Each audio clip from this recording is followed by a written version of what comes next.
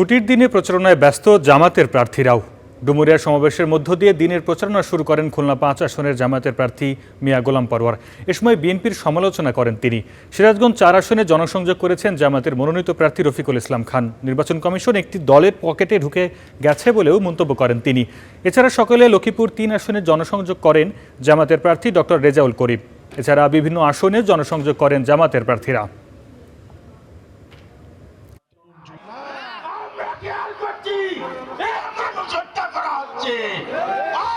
এখন আবার আরেকটি দল আরেকটি গালি আমাদের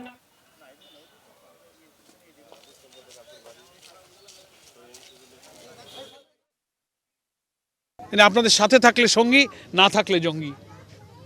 আমি কোনো চ্যালেঞ্জ মনে করি না, বরং এতে জাতি সত্য খুঁজে পাচ্ছে যে কারা রাজনীতিতে প্রতারণা করে, অসত্যের আশ্রয় নেয়, ধোঁকাবাজি করে, আদর্শ চরিত্র নৈতিকতা দিয়ে রাজনীতিকে মোকাবেলা করতে যারা ব্যর্থ হয় তারা এই সমস্ত ভোতা হাতিয়ারকে রাজনীতিতে ব্যবহার করে।